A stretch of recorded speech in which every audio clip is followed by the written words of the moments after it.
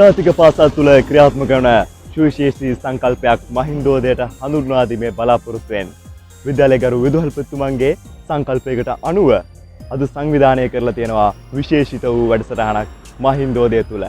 ඒ අනුව විෂයන් කේන්ද්‍ර කර ගැනීමෙන් යම්කිසි දිනයක් විෂයන් කේන්ද්‍ර කර ගැනීමෙන් යම්කිසි දිනයක් අද මහින්දෝදය තුළ හඳුන්වා දී තිබෙනවා. ඒ අනුව අද මහින්දෝදය විද්‍යා දිනය. එහෙමත් නැත්නම් Science Day එක. Science Day of 2025.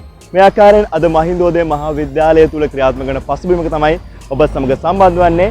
අද දවස් තුල මහින්දෝදය තුල සිද්ධ වෙනවා දැනුම් මිනුම් තරඟ, ඒ වගේම ප්‍රායෝගික වැඩමුළු, ඒ වගේම මහින්දෝදය තුල අද ක්‍රියාත්මක වෙනවා නවෝත්පාදන තරඟ වගේම විශේෂිත වූ ජල රොකට් තරඟයකුත් අද මහින්දෝදය තුල විද්‍යා දිනය කේන්ද්‍ර කරගනිමින් මේ ආකාරයෙන් පැවැත්වෙනවා. මෙවන් වූ වැඩසටහනක් සංවිධානය කිරීම පිටුපස අද සිටින්නේ අපේ ආදරණීය අරුණ බාලසූරිය, අපේ ආදරණීය ගුරු පියාණන්. ඒ අනුව අපි මේ අවස්ථාවේ මේ වැඩසටහන සංවිධානය කිරීම පිළිබඳව වැඩි විස්තර දැන ගැනීම සඳහා එතුමාව සම්බන්ධ කරගනිමු. විද්‍යා දිනයක් අපි ප්‍රධාන වශයෙන් සංවිධානය කරේ අපේ පාසලේ තුල විද්‍යා අධ්‍යාපනයට අලුත් ප්‍රබෝධයක් ලබා දීම සඳහා. ළමයින්ට අලුත් අවස්ථාවක් ලබා දෙන්න, නව නිර්මාණ ගැන, දැනුම් මිනුම තරඟ ගැන, එතකොට ප්‍රදර්ශන කුටි සකස් කිරීම, ඒ වගේම කොහොමද වගකීමක් බාර අරගෙන ඒක අවසානයේ දක්වා කරගෙන යන්න කියන එක ගැන ළමයින්ට අවබෝධයක් දෙන්න අපිට අවශ්‍ය වුණා. ඒ සඳහා තමයි අපි මෙවර උත්සාහයක් දැරුවේ. මම හිතනවා අපේ උත්සාහය සාර්ථකයි කියලා.